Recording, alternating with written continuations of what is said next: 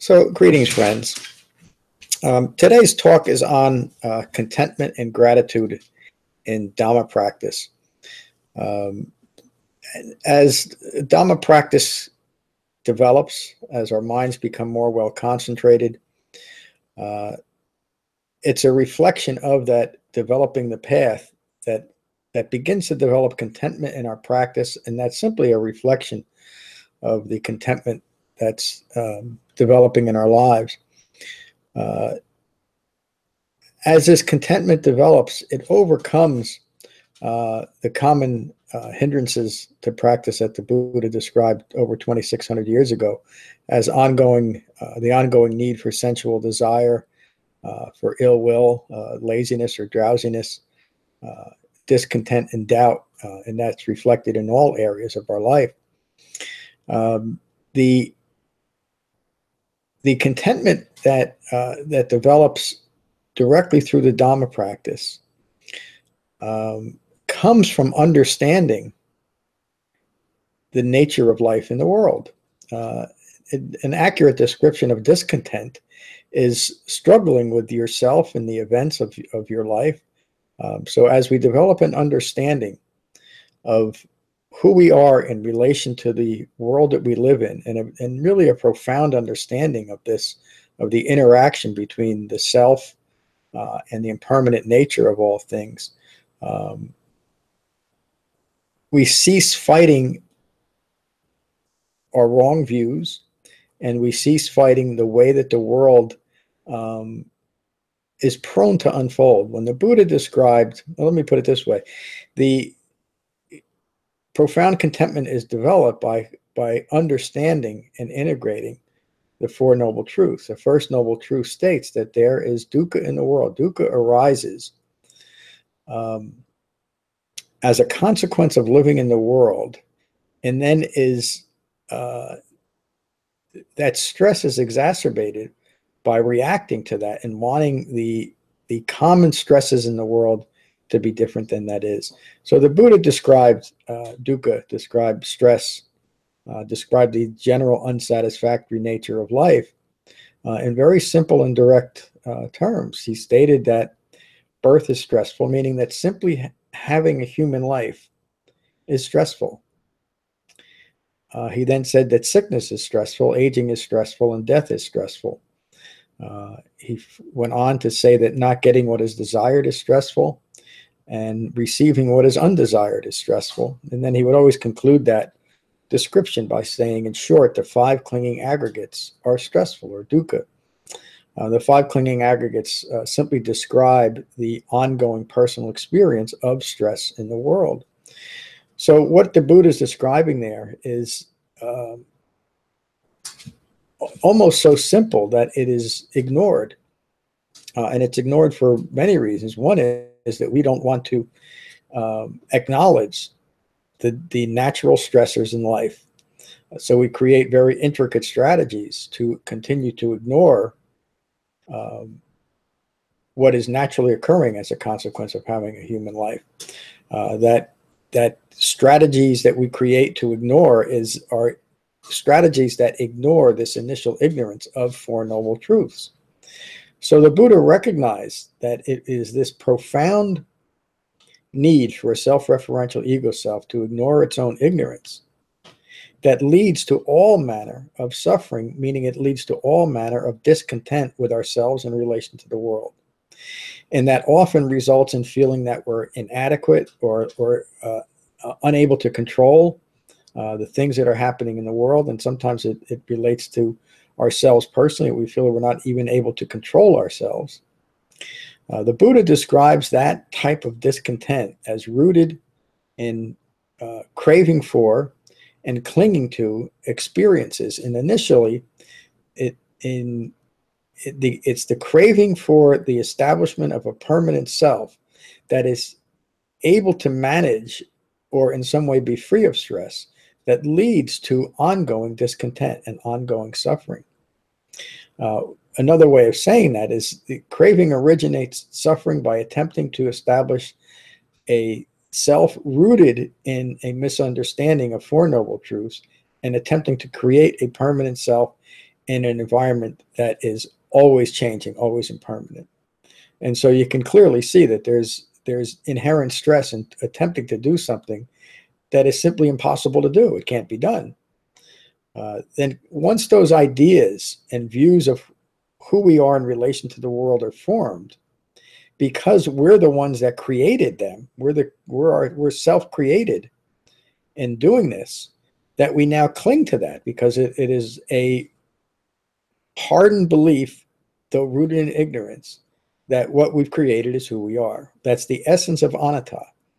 The Buddha used the word anatta to simply mean that the views that we've created of a self are not a self. Let go of the views. They're wrong views rooted in ignorance. He then described that this process that we as individuals initiated due to our own ignorance is possible to recognize and abandon. And this is the primary reason why he taught an Eightfold Path. The first factor of the Eightfold Path is right view, and that implies that there's something that can be recognized as a wrong view or a view rooted in ignorance. That's the entry point into the Eightfold Path. It opens the door by simply accepting that the views that I'm currently holding about myself in relation to the world don't seem to be working very well. They're leading to stress. They're leading to confusion. It leads to a feeling of not understanding what's occurring in the world, or maybe not understanding why things are occurring in the world or why we are reacting in certain ways.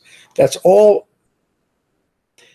Let me put it this way. That's all. When we can see that and accept that, that can be the entry point into looking at something different, meaning engaging with the Eightfold Path.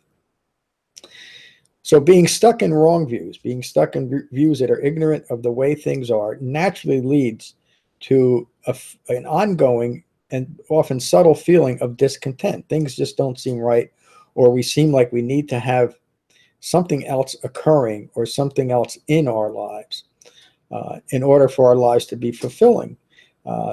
In extreme cases, that can develop into extreme compulsive behaviors, such as addictions or ongoing compulsive behavior that we get stuck in. It can cause us to seek out relationships to solve our own problems or to relieve our own feelings of unhappiness in our life. And of course, that leads to simply more clinging. So the third noble truth is that cessation of this process is possible, meaning it's possible to recognize and abandon the causes and our individual contributions to our discontent. And that's why the Buddha taught an Eightfold Path, to recognize and abandon this general, but again, often subtle feeling of discontent or unsatisfactoriness in life. So another word for discontent, of course, would be dukkha, or would be stress.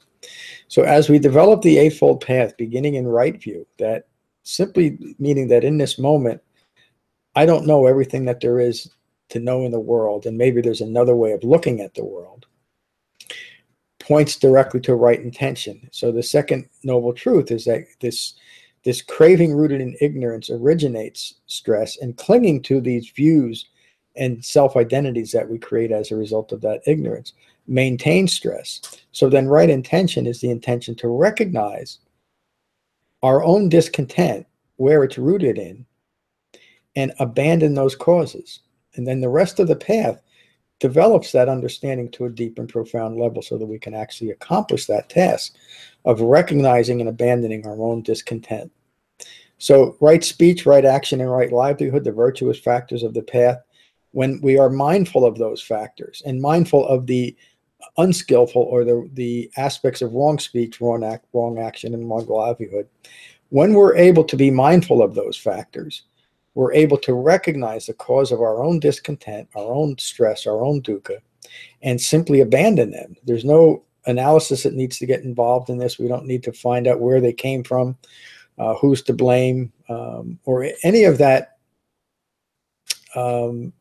external focus on our discontent. the Buddha teaches that the cause of our discontent is ignorance. So ignorance is not something that we can abandon in any external way. It has to be recognized as something that we have created ourselves and simply abandon it. That's the development of wisdom. So by being mindful of the virtuous factors of the path, we're able to recognize the manifestations of our own ignorance. And as they manifest, as we're able to see them, we simply abandon them. And that leads to the last three factors of the path of right effort, right mindfulness, and right meditation or right concentration. The concentration factors of the path. It is necessary to let me put it a different way.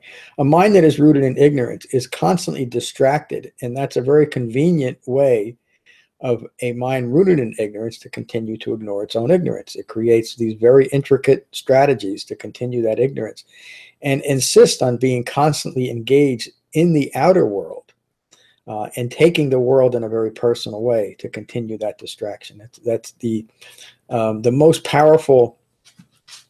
Distraction is the most powerful way that an ignorant mind uses to continue its own ignorance. And you can look at the endless ways that we use to continue and to distract our minds. So the antidote to a distracted mind is obviously a well-concentrated mind. That's the reason why the Buddha taught meditation. He taught meditation not as an escape from suffering, because that's just another distraction, but as a way of deepening our concentration so that we could hold in mind the refined mindfulness of all factors of the Eightfold Path. And in doing so, we're able to recognize the cause of our own discontent and simply abandon those causes. And this leads to the other part of this theme for today's talk is gratitude, or simply recognizing how fortunate we are to have a simple and direct path that we know works. If we truly understand taking refuge in the Buddha, his Dhamma, and a well-focused Sangha, we understand it works because a human being actually did this. He was able to recognize and abandon the cause of his own discontent and developed a way that all human beings could do the same, his Dhamma. And then if we're fortunate enough to have be a part of a well-focused Sangha, we have all three aspects of the precious jewels, the three jewels of the Dhamma in place in our lives.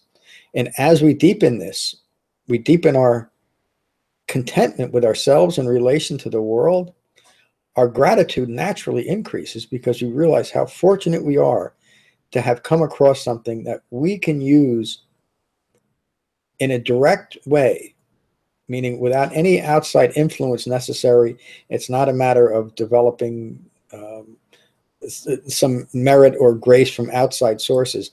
It's entirely due to our own right efforts that we're able to develop a mind of lasting peace and happiness, and a mind that is constantly content with what's occurring. So that's a pretty important word and a powerful word when it's really understood. Because a mind that is content is a mind that's at peace. It's a mind that has ceased struggling with any wrong views of itself in relation to the world and has developed a radical acceptance of life as life occurs. So that's the end of my talk for today. I hope you found some benefit to it. And if you have, please consider a donation at becoming-buddha.com.